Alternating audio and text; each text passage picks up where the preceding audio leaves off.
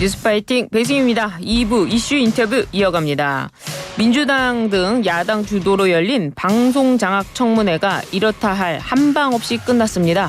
탄핵 소추로 직무가 정지된 이진숙 방통위원장 등 주요 증인이 대부분 빠졌기 때문인데요. 국회 과방위원장이시자 남양주 갑, 화도, 수도, 호평, 평내를 지역구로 둔 최민희 더불어민주당 의원 연결해 이야기 들어보겠습니다. 안녕하세요.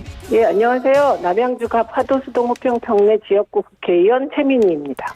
제가 확실하게 읽어드렸어야 되는데 죄송합니다. 괜찮습니다. 남양주 갑, 화도, 수동, 호평, 평내 맞습니까? 네. 넓은 지역구를 두셨는데요. 네. 예, 국회에서의 활동 좀 여쭤보도록 하겠습니다. 네. 지금 여야 의원들이 이 청문회에서 공영방송 이사진 선임 문제를 두고 다퉜습니다.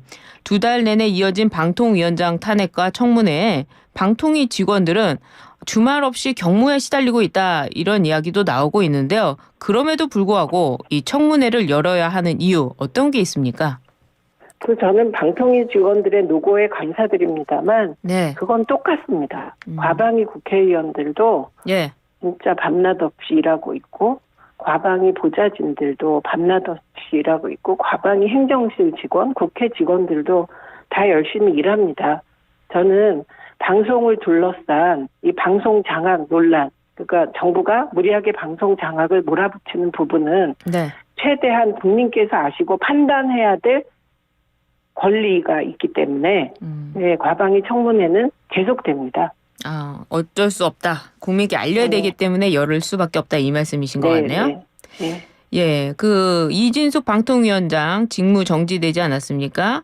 네. 민주당이 취임 하루 만에 탄핵안을 발의했는데요. 네. 이에 대해 국민의힘 김재원 최고위원은 예수님 공자님을 방통위원장으로 보내도 탄핵할 것 같다 이렇게 지적을 했습니다. 어떻습니까? 예수님이나 공자님이 나라의 곳간의 세금을 혹은 네. 기업의 돈을 그렇게 허투루 쓰시지 않습니다.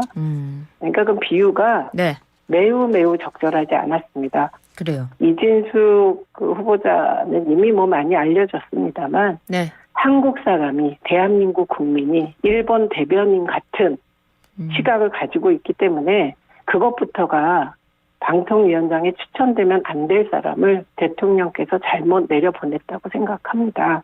네.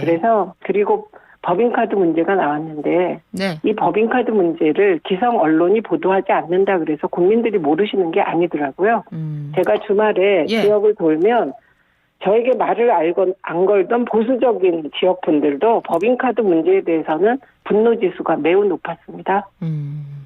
그래요. 어느 누가 됐든 간에 권력을 잡고 법인카드를 마음대로 쓰면 그거는 문제되지 않겠습니까? 당연하죠. 그렇습니다. 그런데 많은 분들께서 아직 일을 시작하지도 않은 첫날부터 그러니까 지금 이진숙 방통위원장 시작하자마자 일을 했습니다마는 그 한 가지 일로 탄핵 사유를 했다는 것 요거는 적절한 것이냐 하고 물어보시는 청취자분이 계시네요. 어떻습니까? 일부 청취자는 그러신지 모르지만 네. 이진숙 후보자 임명이 반대한다는 여론, 임명에 네. 반대한다는 여론은 54%부터 66%까지입니다. 여론조사 근거 말씀하시는 것 같은데요. 찾아보도록 하겠습니다. 다수의 여론조사에서. 예. 제가 하나의 여론조사를 얘기하는 게 아니라 다수의 여론조사에서 과반이 훨씬 넘는 인원들이 이진숙 임명을 반대했습니다. 네. 예, 이 점만 말씀드립니다. 그리고 저희 한 가지 더 여쭤볼 게 있는데요. 요거는 답변을 꼭 드려야 되는데요. 네. 박문진 이사 선임을 무리하게 취임 당일날 7월 31일 날 이렇게 무리하게 업무 보고도 받지 않고 방통위 내부에 최소한의 진행되는 상황도 제대로 알아보지 않고 네. 5인 5인 합의제 행정기구인 방통위 위원장이 2인 미완의 구조에서 그것도 정확히 1시간 47분 만에 83명에 대하여 시사 선택을 해서 공영방송 이사 선임을 한 건 사상 초유의 일입니다. 네. 그런 부분은 이해를 할 수 있는 것 같은데요. 이 네. 법인카드와 관련해서는 이 네. 탄핵 사유는 직무와 관련돼서 헌법과 법률을 위반한 중대한 사항이 있어야 하는데 이 네. 법인카드 논란은 이진숙 방통위원장이 되기 전의 문제 아닙니까? 그거는 탄핵 사유에 안 들어가 있습니다. 그럼 이것은 이것은 자격의 문제? 그렇습니다. 자격의 문제로 말씀을 해주신 거고요. 네. 알겠습니다. 그 여론조사를 밝혀주셔가지고 저희가 여론조사 또 이따 말씀드려야 되니까요. 좀 이따가 말씀드리도록 하고요. 네. 그 과방위와 관련해가지고 방송만 있는 게 아니라 과학도 있지 않습니까? 네. 현재 해외 주요 국가들은 발빠르게 AI 관련해서 규범과 제도를 마련해 가고 있습니다. 국내에서도 AI 기본법이 발의가 됐지만은 여야 정쟁으로 좀 뒷전으로 밀린 거 아니냐 이런 의견들이 많은데요. 우리가 네. 글로벌 경쟁에서 뒤처지는 것 문제 아니겠습니까? 어떻습니까? 그 과방위에는 제1소위와 제2소위가 있습니다. 네. 제1소위가 AI 담당이고 요 제1소위 위원장이 국민의힘이 맡고 있습니다. 그렇군요. 예. 그래서 제가 지난번 회의 때 제1소위 좀 열어달라. AI 논의해달라. 이렇게 네. 공개적으로 요청을 드렸습니다. 네. 그래서 제1소위와 제2소위가 있으면 제2소위가 방송통신 담당이고요. 네. 제1소위가 과학기술 담당이거든요. 그렇군요. 예. 예, 그래서 요 제1소위 여셔서 빨리 그 법안 예. 논의해 주시기 바랍니다. 저도 네. 왜 그 각자 맡은 소임을 다 잘해 주시기 바랍니다. 만약에 이 국민의힘에서 이 AI와 관련된 법안을 제출하거나 한다면 민주당도 적극적으로 협치를 하는 겁니까? 이건 협치가 아니에요. 당연한 의무고요. 네. 지금 민주당뿐만 아니라 저희 과방위 조인철 위원이 계십니다. 광주 출신 위원인데 네. 이 의원은 AI 증진을 위하여 과방위에 오신 분입니다. 그렇군요. 네, 그래서 여야 의원들이 네. 좀 촘촘하게 준비하시는 분도 있고 21대에 AI법이 많이 발의됐었어요. 그래요. 그 법과 거의 유사한 내용을 발의하시는 분도 있어서 네. 이 관련 법안은 속도감 있게 추진할 생각입니다. 그렇군요. 네. 듣던 중에 반가운 소식이네요. 네. 예, 알겠습니다. 나머지는 좀 당에 관한 네, 이야기 좀 여쭙도록 하겠습니다. 네. 당대표 연임 도전에 나선 이재명 후보가 경기 지역 경선에서 90% 넘는 득표율로 압승을 거뒀습니다. 네. 9대명이 현실화되는 분위기다 이렇게 나오지만 당 안팎에서는 흥행도 없다, 감흥도 없다 이런 전당대회다 이런 지적이 나오는데 왜 이렇게 전당대회에 관심이 부족한 걸까요? 보통 당대표가 아슬아슬하게 후보들이 경쟁을 할 때 관심이 높아지죠. 그렇죠. 예, 그런데 저는 기본적으로 당대표는 당의 관리자, 그리고 당원과 당규의 집행자라고 생각하기 때문에 예. 이건 오랜 저의 생각인데 예. 당대표 선거가 흥행할 이유는 없다. 이건 당의 대표잖아요. 그러니까 예. 당원들의 관심, 당원들이 어떻게 당을 끌고 가냐에 대한 토론만 되면 되고요. 그리고 정말 흥행을 해야 되는 건 대권 후보 경쟁, 지역구 공천, 국회의원 공천인데 이번 국회에 지역구 저희 지역만 해도 권리당원 투표율이 70% 가까이 됐거든요. 그렇군요. 그래서 민주당 당원들은 정확하게 흥행해야 될 지점 그리고 차분하게 밀어주셔야 될 지점을 잘 알고 계시다 이렇게 봅니다. 그렇군요. 오히려 최고위원 경선에서 흥행이 나오는 거 아니냐 싶은데 김민석 후보와 정봉주 후보가 1, 2위를 달리고 있습니다. 네. 특히 7위였던 김병주 후보가 경기에서 선전하면서 3위로 올라서기도 했는데요. 이 막판까지 결과를 예측하기가 쉽지 않은 것 같아요. 어떻게 보십니까? 그렇습니다. 정말 그렇습니다. 특히 지금 이제 되게 될 것 같은 분들이 있는데 5위, 6위, 4, 5, 6위는 정말 알 수가 없습니다. 왜냐하면 지금 남아있는 투표하실 분들이 있어요. 대의원 20%가 남아있습니다. 대의원. 네. 네, 그리고 ARS 투표가 공개되지 않았습니다. 그렇군요. 그러니까 ARS 투표는 어떻게 보면 투표 기회를 놓치신 분들이 하기도 하지만 온라인 투표에 익숙하지 않은 정통 민주당 당원들이 ARS 투표에 많이 참여하시고요. 아무래도 대의원들은 그 민주당 활동을 오래 하신 분들이 많을 거 아니에요. 그렇죠. 그래서 그 20%와 ARS 투표율에 따라 정말 4위, 5위, 6위는 확 바뀔 수 있겠다 이렇게 생각합니다. 대의원 20%라고 한다면 네. 지금 당원분들과는 결이 약간 다르다 이렇게 평가하십니까? 그러니까 좀 더 민주당 로얄티가 강한 거죠. 예, 그분들은 어떤 투표를 하게 될까요? 당대표 그러니까 견제 아니면 당대표에 힘을 실어주는.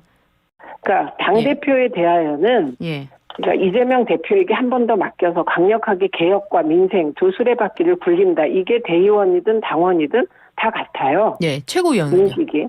최고위원의 경우는 두 개로 갈리는 것 같습니다. 어떻게 갈리죠? 하나는 예. 당대표에게 강력한 힘을 실어주자. 예. 그런 최고위원을 구성하자는 쪽과 그래도 최소한의 견제는 있어야 되지 않나? 이런 분들이 의원 중에 일부 계셨습니다. 대의원 비중이 20%로 좀 줄어들었는데 줄어들었어도 20%잖아요. 그렇죠. 그러니까 뭐 투표율이 높아요. 그리고 여기 대의원 네. 투표율이 높기 때문에 네네. 견제가 또 나올 수도 있다 이렇게 보시는군요. 네, 그런 분들도 확실히 계실 겁니다. 그래요. 네. 이 대의원과 ARS는 언제 공개되는 겁니까? 8월 18일 날 공개됩니다. 당일날 공개되는군요. 네. 치열한 각축전이 예상이 됩니다. 또 뒤집기도 네. 있지 않을까 생각도 드는데요. 네. 이 정봉주 후보가요. 이재명 후보를 겨냥해서 한 발언이 지금 논란입니다. 네. 정봉주 후보가 이재명 후보의 최고위원 개입에 대해 상당히 뭐 이런 표현이 써 있습니다만 열받아 있다 뭐 이런 취지인데요. 이재명 후보 입장에서는 정봉주 후보 좀 까다로운 후보라고 해야 될까요? 어떻습니까? 이재명 후보는 지난 국회의원 공천 때도 정봉주 후보에게 기회를 주려고 하는 입장인 것으로 알고 있습니다. 그렇죠. 공천을 줬죠, 처음에. 예. 그런데 뭐 그 과정에서 뭐 안타까운 일이 생겨서 안타까워하고 계시는 그런 상황이었고요. 네. 이번 논란은 저는 과방위가 매우 바빠서 그 일을 잘 몰랐다가 네. 그 토요일 날 그 경기 도당 대회 가는데 네. 그 차 안에서 당원들께서 말씀을 하시더라고요. 그래서 알게 됐고 네. 그런데 정확한 건 정봉주 후보가 직접 방송에 나와서 한 얘기가 아니고 네. 정봉주 후보에게 술자리에서 말을 들은 사람이 얘기한 거더라고요. 전문이군요. 예. 전원이었더라고요. 그래서 정봉주 후보가 직접 입장을 밝히는 게 중요한 것 같습니다. 그래요. 공식적으로 한 얘기는 아니다 이 말씀이시네요. 네. 본인이 직접 한 얘기가 아니더라고요. 예. 또 이재명 후보와 정봉주 후보가 같이 그 차량을 타고 가면서 인터뷰도 한 영상이 있더라고요. 유튜브 그렇습니다. 실시간으로. 그러니까 최고위원회 개입했다고 하는데 대표도 마음이 있겠죠. 그러나 그 마음을 드러내기가 어렵겠죠. 그런데 그 이재명 대표가 방송을 할 때 그 타고 다니는 차에 이제 최고위원 후보들을 초청했는데요. 모두 초청했습니다. 그렇군요, 또. 네. 하여튼 이재명 후보가 거의 뭐 당대표가 예상이 되기 때문에 또 거기에 차량에 타서 서로 인터뷰하는 내용 또 뭐 그 논란이 되는 것 같습니다. 네. 이번에는요. 김경수 전 지사의 복권에 관하여 좀 여쭤보고 싶은데요. 네. 이 야권의 반응이 엇갈립니다. 환영한다는 입장과 야권 분열 카드다 이런 의구심이 동시에 나오고 있는데요. 김 전 지사의 복권 왜 지금일까요? 저는 환영합니다. 그리고 누군가 복권을 시키면서 누군가는 뭐 예를 들면 야권을 분열시키자. 마치 87년 그 대선에서 87년에 야권의 분열로 노태우 대통령이 탄생했듯이 우리 그런 기획을 한번 해보자. 뭐 누군가 그럴 수는 있겠죠. 제가 확언할 수는 없지만. 그러나 그런 거 다 떠나서 김경수 지사는 야권의 그 중요한 한 자산이잖아요. 그렇기 때문에 그런 분이 묶여 있는 것은 민주당 전체 파이로 볼 때 안 좋은 일이죠. 그래서 일단 풀리는 것은 환영할 만한 일이고 저는 김경수 지사를 잘 알고 매우 신중하고 현명한 분이라 본인을 분열의 카드로 복권하려는 것조차 읽고 있는 분일 거라고 생각합니다. 그래요. 그렇기 때문에 그런 공작이 지금의 민주당에는 쉽게 성공하지 못할 것이다. 이렇게 봅니다. 사실은 정치인들의 사면은 연말이나 연초를 하지 8.15 특사 같은 경우에는 이제 경제 민생 사범을 해주지 않습니까? 근데 왜 그렇지도 않아요. 왜 8.15일까요? 때 정치인 한 사람 많고요. 있어요. 찾아보면 있고. 문재인 대통령은 사면을 굉장히 적게 하셨습니다. 프로테이지를. 그리고 굉장히 꺼리셨어요. 특별 사면은. 일반 사면은 좀 다르지만. 근데 윤석열 대통령은 뭐 대법원에서 판결 난 지 그 잉크가 마르기도 전에 사면한 사람들이 많아서요. 아, 근데 그게 별로 뉴스거리가 아닌 것 네. 같습니다. 아니, 저희가 여쭤보는 거는 이 8.15라는 이 특정한 날짜 왜 하필이면 지금이냐? 총선 이후 뭐 총선 전에도 할 수 있었고 총선 이후도 할 수 있고 연말도 있는데 왜 하필 지금일까? 이런 부분에 대해서 좀 여쭤보는 거죠. 뭐 그거와 대통령 봉황의 뜻을 뱁새가 어찌 알겠습니까? 아, 특별한 이유는 없다 이 말씀이시네요. 지금 8.15인 것은 뭐 예를 들면 지금 여러 가지 국정 혼란이 있고 뭐 여야 뭐 협치가 안 되는 원인을 대부분은 아무리 언론이 실드를 쳐도 대부분은 대통령이라고 생각하거든요. 네. 그러니까 이거 우리 나 협치한다. 그 김경수 지사 풀어주지 않느냐 이런 카드 혹은 지금 너무 많은 문제가 터지고 최근에 권익위의 그 청렴한 국장이 압박에 못 이겨서 극단적인 선택을 한 것으로 보이는 슬픈 일도 발생하고 이런 국정 난맥상을 풀어보는 뭐 카드로 할 수도 있고 네. 또 어떻게 보면 야권 분열책일 수 있을 것 같습니다. 하필이면 8월 18일이 민주당 전당대회인데 8월 15일에 확 던지는 것은요. 네. 그러나 하나도 중요하지 않다. 그래요. 이렇게 생각합니다. 이런 와중에 이재명 후보가 본인이 김 전 지사의 복권을 여러 차례 요청했다 이렇게 주장을 했는데 대통령실 관계자는 그런 요청 받은 적 없다 이렇게 선을 그었습니다. 그거는 저도 여러 번 들었습니다. 그러세요? 김 전 지사는 복권돼야 된다는 입장을 확고하신 걸 들었습니다. 그러니까 입장이 그렇기 때문에 예. 그 이런저런 루트를 통해서 요청을 하지 않았을까? 뭐 이렇게 이런 정도로 추측해 봅니다. 아, 주변에 말은 많이 했지만 구체적으로 공식적으로 요청한 적 없다. 뭐 대통령 관계자는 이런 입장인가 보네요. 그 관계자가 누군지 이름 밝히기 좀 하셨으면 좋겠어요. 그러게 말이에요. 이런 게 논란 대상입니까? 지금 물어보면 되잖아요. 이재명 대표한테. 그렇죠. 김경수 지사 복권 어떻게 생각하냐. 당연히 환영한다고 얘기할 거거든요. 아유, 환영한다는데 여러 차례 했다는 거 아닙니까? 그렇습니다. 네. 환영한다. 저는 김경수 지사 환영합니다. 예, 기자들이 뭐 물어보는 사람들도 있기 때문에 아마 그렇게 나온 것 같은데 이 김 전 지사가 친문계 구심점 역할을 하면서 정치적 행보에 나설 거란 관측도 있는데요. 이렇게 되면 또 향후에 이재명 후보의 잠재적 경쟁자가 될 수 있는 거 아니냐? 이게 지금 정치권을 바라보는 그 청취자분들의 시선인 것 같습니다. 어떻습니까? 예, 좋은 후보는 많을수록 좋습니다. 민주당에. 네. 그리고 이재명 대표 입장에서도 정말 후보 경선을 한다고 했을 때 그때는 정말 유능하고 좋은 후보들과 페어플레이해서 대권 후보가 되는 게 훨씬 낫기 때문에 저는 뭐 김경수 지사가 친문계의 구심점이 된다면 그건 전체적으로 민주당에 좋은 일이고 민주당 파이가 커지는 일이라고 생각하고 늘 주류와 비주류가 건강하게 경쟁할 때 당은 튼튼해지는 것이고 이재명 대표가 그런 비주류에 대해서도 충분히 배려하고 당을 이끌 수 있는 분이라고 믿습니다. 그래요.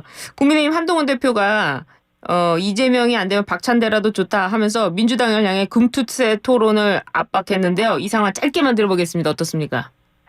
그 금투세는 여야 합의로 통과된 법안이고요. 네. 한동훈 그 대표의 시각에서 저는 가장 중요한 건 이번에 증시 대폭락과 금투세를 연결시키는 시각이 혹시 있으시다면 그건 시정하셔야 된다. 알겠습니다. 금투세가 시행이 안 됐거든요, 아직. 알겠습니다. 오늘 말씀 드릴 게 너무 많아가지고 시간이 굉장히 짧았습니다. 오늘 말씀 잘 들었습니다. 예, 고맙습니다. 네, 지금까지 최민희 더불어민주당 의원이었습니다. 감사합니다.